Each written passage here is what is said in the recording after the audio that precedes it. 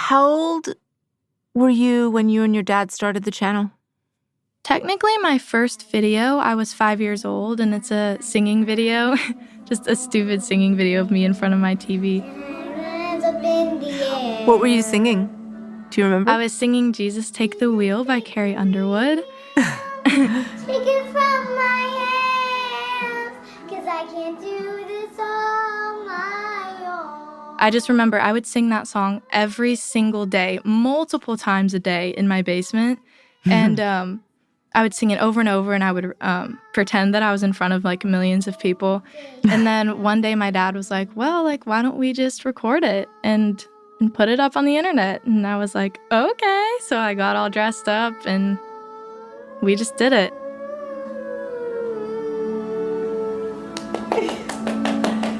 Yay! Take it out!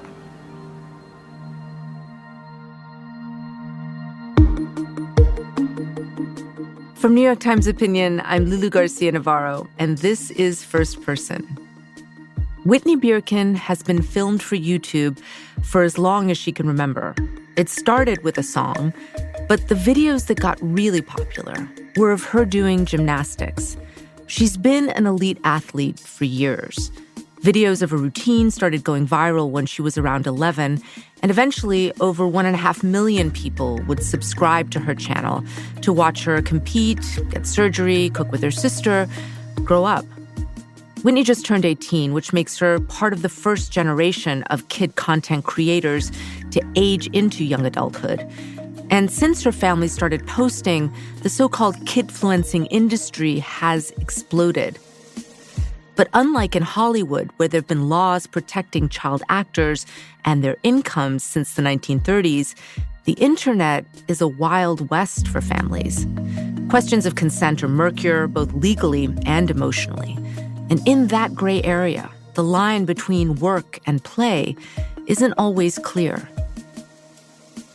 Today on First Person, behind the scenes of a viral childhood.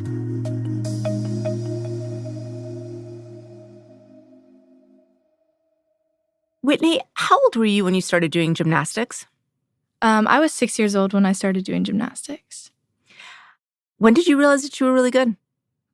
Well, I never really thought that I was really good until I started winning a lot in level 4. So I'd say I was about 8 years old when I realized that it was something that I was really great at because I was just going to kind of flip around and have fun. Did you enjoy the performance aspect of the sport? Like the spectacle part of it? I did. I really love competing, but I also really stressed myself out about it. I also really, if I fell at a competition, I would cry and break down, and it was like the end of the world for me. Talk to me about that. Why did it upset you so much? I think when it was so frustrating to me because I've always been a super hard worker, especially when I was little. I would literally work out until I was crying. Like, I worked so hard. We were in there for close to 30 hours a week. So when you train that much over and over and over again, and then you go and you fall at a competition when it really counts, it was just, you would be crushed. I mean, 30 hours a week, that's almost like a full-time job. Yeah. And how did that intersect with school? Because, when you're 8 years old, I guess you're in second grade, third grade? Yeah. I mean, I went to a normal elementary school until 3rd grade, and then 4th grade was my first year of homeschool. And then I went back to a 2-day-a-week school for 5th and 6th grade. And then in 7th grade, I was completely homeschooled again. So in those early years, you became homeschooled so that you could train? Yes. What was the ultimate goal when you were young? Where did you think it was all going? Well, when I was young, I had my heart set on going to the Olympics. Wow. Yeah, that was my absolute goal. And then once I started getting taller, I realized that was not possible. So then it was my goal to make it to a college team. So I actually went back and watched some of the earlier YouTube videos that you have on your channel, and they're just sort of short clips of you doing routines at competitions, and you were remarkable. How did YouTube and gymnastics become intertwined in your life? So we started posting on YouTube. Back when I first started gymnastics, I have relatives in Minnesota. At the time, just sending the YouTube link was the easiest way to get those videos to them. Who is we? Me and my dad. And in those early days, after you and your dad started posting your routines, did you watch the gymnastics videos at all? I did not like watching them. How come? I'm very critical of myself, and even when I was super little, I would just tear apart everything I did. And my mom used to put the videos on, and then my whole family would come and like watch it when it was first dropped, and then I would be like, turn it off, I can't watch this. And I don't know, I forget exactly what I was thinking, but all I remember is that I just really did not like watching myself. So when your family was watching them, what were you doing? Probably hiding up in my room or telling them to turn it off. So your dad starts posting videos on YouTube for your family members. When did your channel start to become popular with strangers? So my first video that kind of hit a spark was my level 5 test out meet. It was just a regular gymnastics meet, but I think I was a very technically clean gymnast. I think a lot of coaches were watching it. That specific one, I remember one morning, my dad was like, this has 5,000 views. And we were like, what? When your channel really started to hit, how many people were watching? So my dad was kind of managing the channel, so he would know a better, more accurate number to those. But there was certain points where I was getting 1 million views on a lot of the videos I was posting. That's a lot. Did you have a sense that that was a lot of people? I think I did. I remember like thinking, how many people is that? And my dad was like, well, do you know the Georgia Dome? And I was like, yeah. And he was like, it's about 15 of those or something. I don't know. That's basically Georgia Domes. And I was like, what? Sold out Georgia Domes? That's how many of them? Like, I couldn't really understand why what I was doing was so popular. Was there a particular video that blew up, and how old were you? Okay, I don't want to say the wrong thing, so I'm going to open up my YouTube app really fast. Please. Can you talk me through what you're looking at? Right now, I'm in my YouTube Studio app, and I'm trying to go and sort, because I have like over 700 videos, so I kind of forget which ones are what. Okay. So I think my first video that like really blew up was a video called Ice Bath Challenge, and that was 7 years ago. So 7 years ago, you were around 11. Yes. And that has 20 million views currently. 20 million? Yes. Wow. Can you describe the video for me? I mean, you're looking at it right now. What are you doing? So in this video, I had practice, and then as a gymnast, everything always hurts. So I was in a lot of pain, and my coach told me that I should go in an ice bath, and I'd never heard of that before. All right, so why are we here? To get ice for the ice bath. Who told you to get an ice bath? My coach. So we went to the store, and we got a lot of ice. Yeah, go get a cookie. And then we put it in the bath, and then I guess he just filmed me. You were wearing a bathing suit, though, yeah? Yes, I was wearing a bathing suit bottom and a t-shirt. Okay, so I am going to take an ice bath because I am really sore from a bunch of practices. So I'm going to turn on the cold water.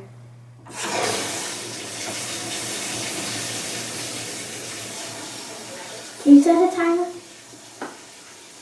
We thought we would make like a challenge out of it and see how long I could if I could last the full 7 minutes that my coach told me to, I think. Set timer for 7 minutes. It's so cool. Let me see your teeth.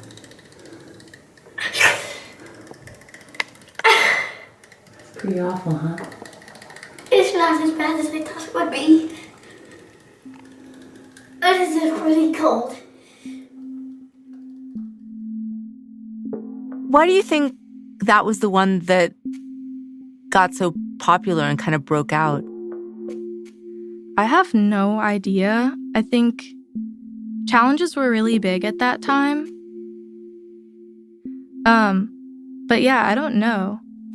I also, it is a little scary to think about, what percentage of those views are, not for fun, kind of looking at a girl in a bathtub. And, that is also scary to think about. When you started doing videos that were more than just gymnastics meets, what do you remember about the transition to doing different kinds of content? Yeah, so we would film a lot of practice videos.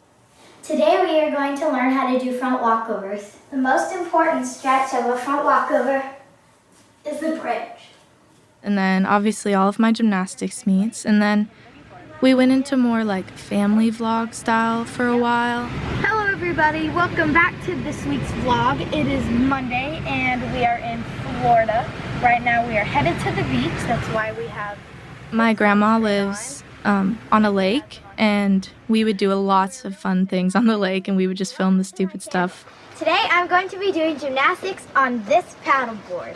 We would post like TV show style videos. Hi, my name's Whitney. And my name's Blakely. And today we are going to do the Chubby Bunny Challenge. And we have... We made a series called Gravity Gal and Quantum Kid, and there's only 2 episodes, but basically my whole family would like put on costumes and we made this show. There's a large supply of candy in this store. Me and my evil dental hygienist Pert Flossie will destroy it all with this device. For a while it was just crazy. Now, if you don't know already, I just recently reached 1 million subscribers in my channel.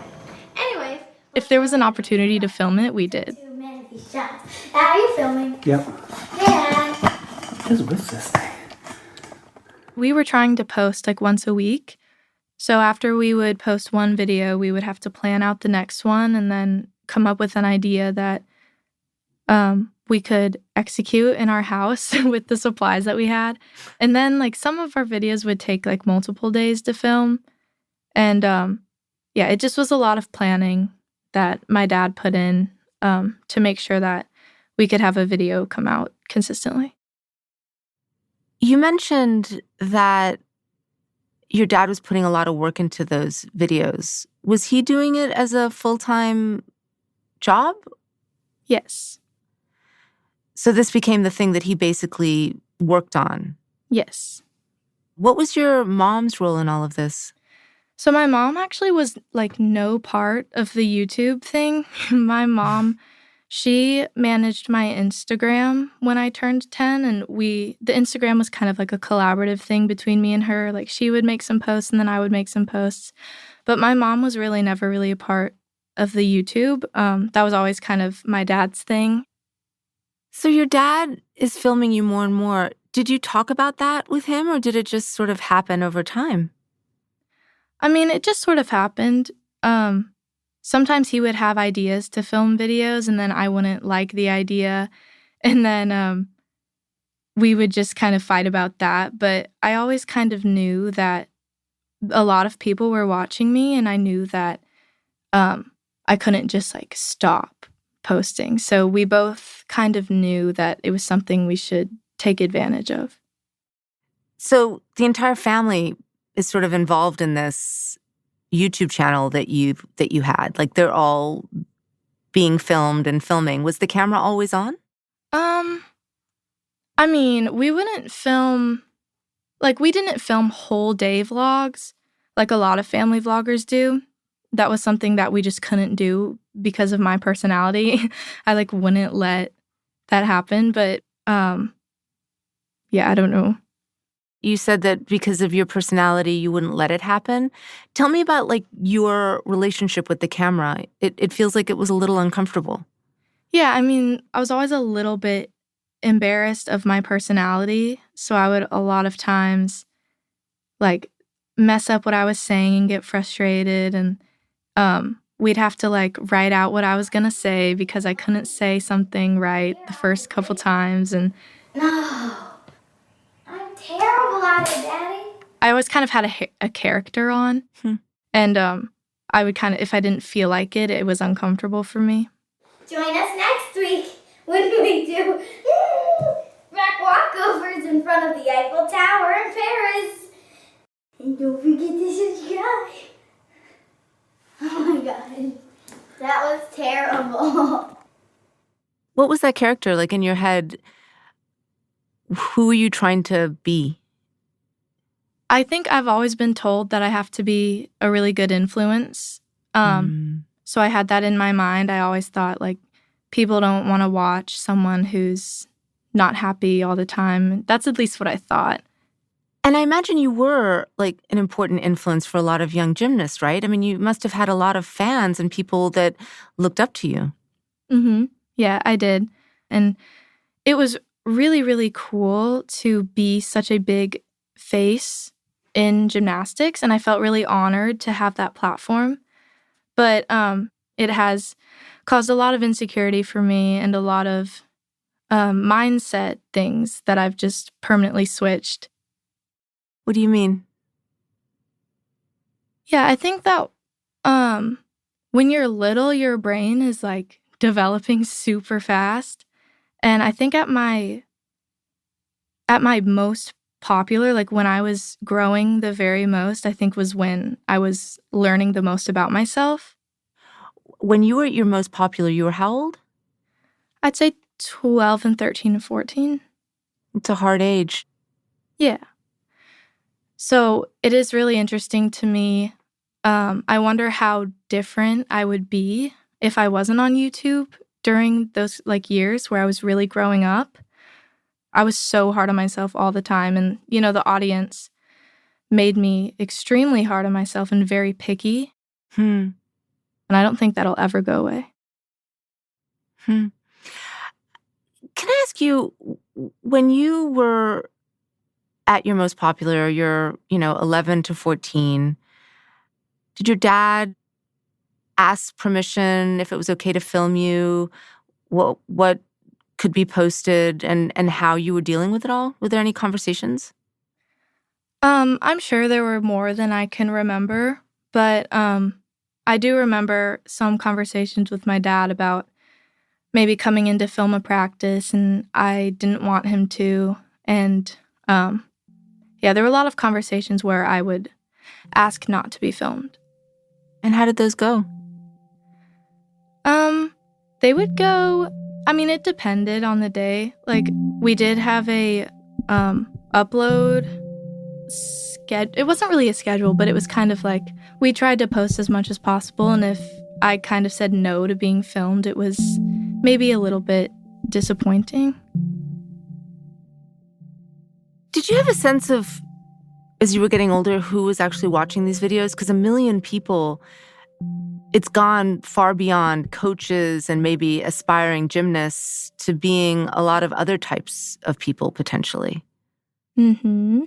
Yeah. So I actually wrote down the numbers just in case this came up. But my audience, my all-time audience is 71% female and 29% male. My all-time view count is 727 million. Wow. So that's the total amount of views I've ever gotten. So 29% of 727 million is a lot of men. And, there's nothing wrong with, anybody can watch my videos. And, like, anybody who wants to watch my journey is completely free to watch my journey, but something that I did notice is that the more you go up in age, the more the male percentage goes up. Mm. And the more you go up in age, the lower the female percentage goes. So it is really interesting that like up in the 55 to 60 age, there are more men than female followers. So your channel was appealing to young girls Mm-hmm. and then older men. Yes. So that was what was tricky about it, is that, you know, there's these young girls who look up to me and, you know, genuinely watch my videos because they like them. And then, you know, you have to be aware of the older men who are watching your videos who may possibly be watching them for the wrong reasons. Whitney, were there ever times when you felt uncomfortable or unsafe? Not in person ever, but people have found my address and sent me things. How old were you when that happened? I think the first time I was maybe 13. But even up to this day, like, people still find my address. I mean, that must have been pretty scary. What kinds of things were they sending? Lots of letters. This one guy sent me underwear. Oh my goodness. Yes, unfortunately. This one person sent me a creepy stone foot. Some people have sent me money. Some people have sent nice things like candy or whatever. But yeah, it kind of is creepy that people know my address and they can just send whatever they want. And the fact that they've all been older men. Did your parents do anything? So we kind of learned that when you send things back, it makes it worse. So we would ignore the things being sent to my house. Was there ever a conversation about stopping posting after these kinds of messages started appearing? I don't think so. It was always more important to me to make my content for the girls that were watching for the right reasons. So it was never in my consideration to stop because of the creeps until, you know, I think 2 years ago in 2021, that's when I started getting feelings that I wanted to stop posting gym videos. But when I was little, it was always more important to me to post for the younger girls that were watching.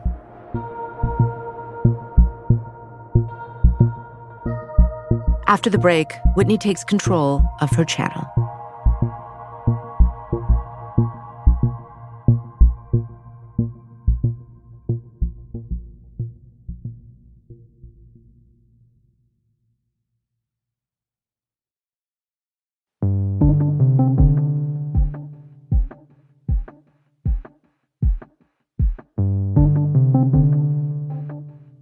So as you're getting older, I'm imagining that your dad is still the one running the channel, right? Yes. And how did you feel about that, not being involved in the editing and presentation?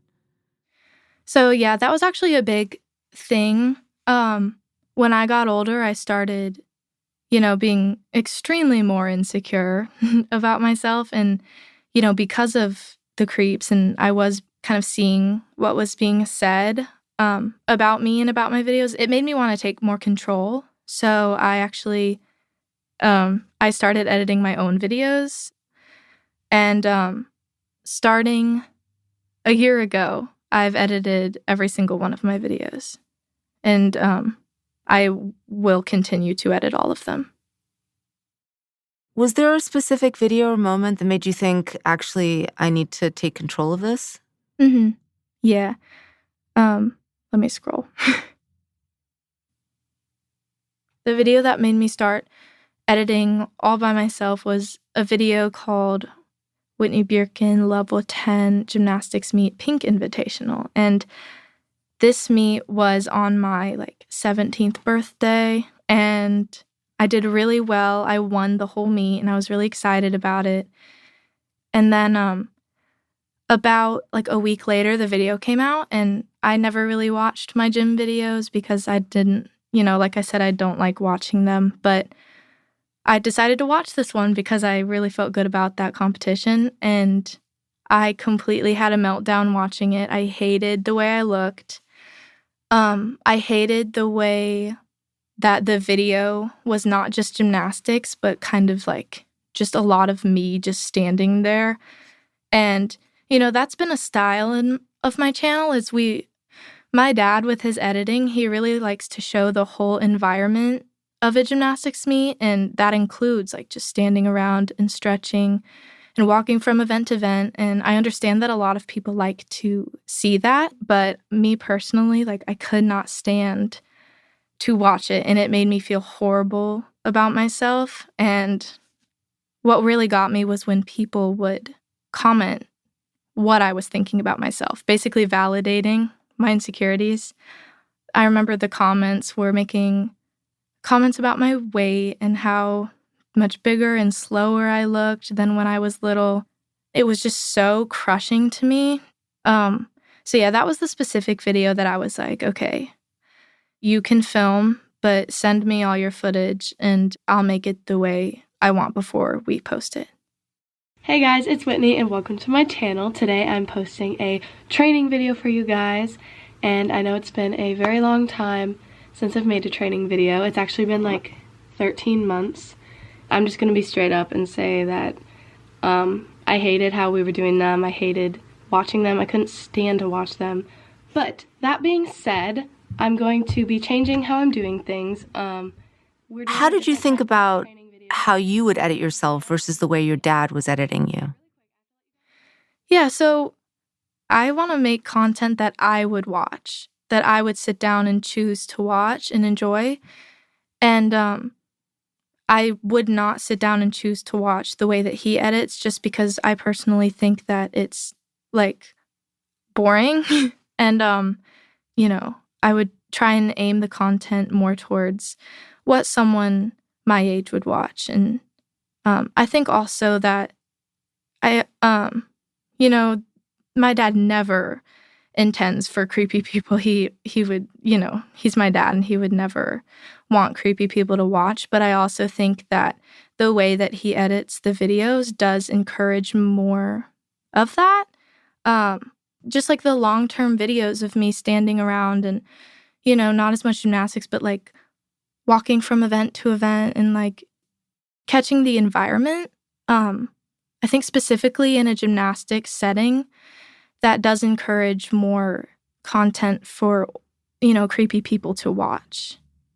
Because you're in your leotards and you're seeing young women's bodies? I mean, is that what I'm understanding? Yes, I think so. I think it's just more opportunity, more content of just women's bodies. And, that's never my dad's intention, and I don't want it to seem like that at all. But I think the way that I edit is a lot more fast-paced, and at least I try to show as little of that as possible. So, yeah. So, Whitney, I'm going to ask you some money questions now, but that doesn't mean you need to give me specifics if you don't want, okay? Okay. Your channel has over 1.5 million followers. Some of the videos have been viewed over 20 million times. That's a lot of eyeballs for ads. How did your parents talk about the money your channel was making? Or even did you have that conversation? I was never really a part of those conversations. Did you know what was happening to that money? Yes, I knew that it was being used to support where I was staying for gymnastics, and it was being used to pay for my gymnastics itself. And it was supporting my family also. Was any of it going to an account for you? I mean, did you get any of it directly? I didn't make any money off of like the YouTube views until about 2 years ago. Mm-hmm. And at that point, I made 20%. Your father was giving you 20%. Yes. Listening to your story is making me think what makes your experience and that of other influencer kids like you so complicated is that there's like this business dynamic that is introduced into a parent-child relationship, and that seems like it's really hard. Yeah, I mean, it is hard, and it is, it is something that I'm sure a lot of people in my situation have dealt with, but, it's all in the past, and, I don't really like to think about, what could have been done differently, because that's just what we did. I understand. Are you going to see more of the money soon? Yeah, so I actually am getting 100% of my channel this month. How does that feel? Because you've had this entire experience where you've been filmed from a very early age, and now it's going to be handed over to you. Mm-hmm. I'm excited. I'm excited to kind of take on that role. And I think a lot of kids dream of being a YouTuber, and I'm so lucky to have the platform to be able to do that. And I'm really excited to start making more content that isn't necessarily what I've been doing. I'm excited kind of for a change, a whole new era, if you will. It's interesting. Is that how you think of it? Oh, yeah, definitely. I'm a whole different person than I was last year. Like, I have actually decided to quit gymnastics, and I have my last gymnastics meet ever next weekend. And I'm very serious about my music career. I kind of want to show people, especially on YouTube, you don't have to do the same thing and run with it. Like, you can change your passions and you can change what you want to do, and there's nothing wrong with that. And as much as I would have loved to continue gymnastics in college, and I definitely could have if it was where my heart was, I have learned so much about myself over this past year, discovering music and film and starting to edit my own videos more. I've kind of really learned that I'm so much more than the sport. And for the longest time, I thought that sport was all I am. Are you going to college? I'm going to take a gap year, so that's to be determined.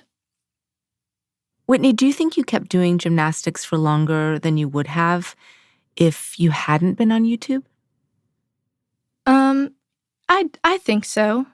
I do think that a part of the reason why I stayed so long was my audience, and I felt like my whole identity was gymnastics online and in real life.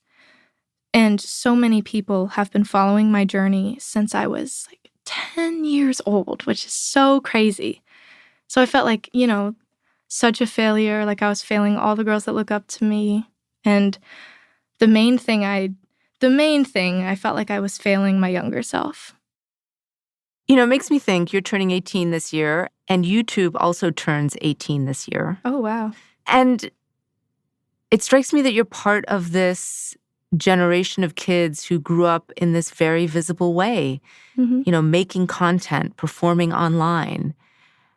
As that industry grows, there's been a real debate about whether there should be legal protections and regulations around child influencers. Mm-hmm.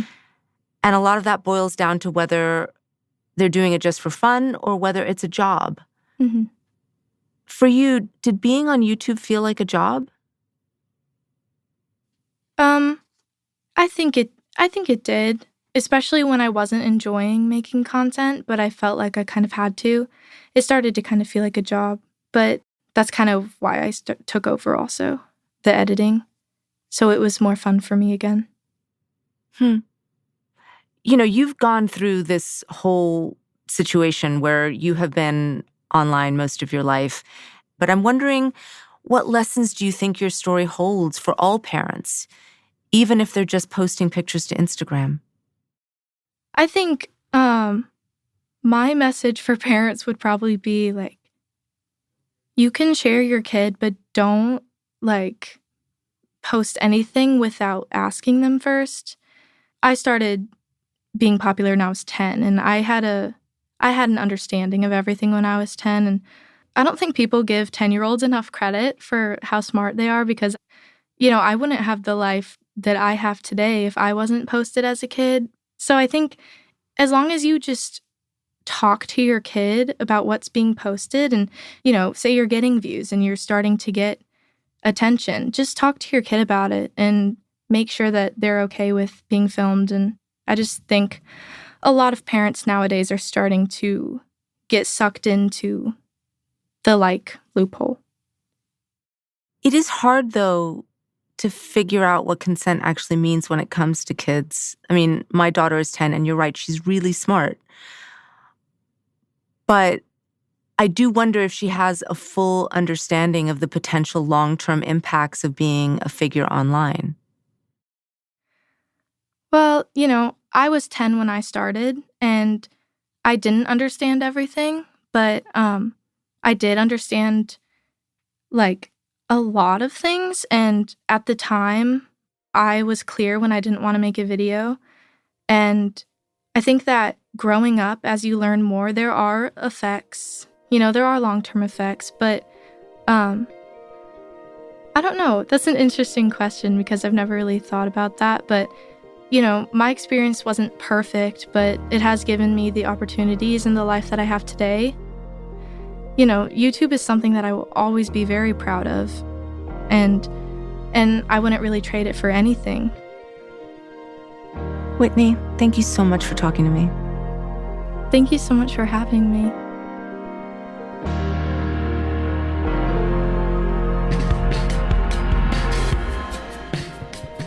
I want to close today's show by sharing the news that this is our last episode of First Person. I have loved having these conversations with people about their life experiences and how they shape their beliefs. I've loved getting emails from people who've also loved the show, and I want to thank you so much for listening. I am working on a new project at the Times, so please do stay subscribed to this feed. More soon.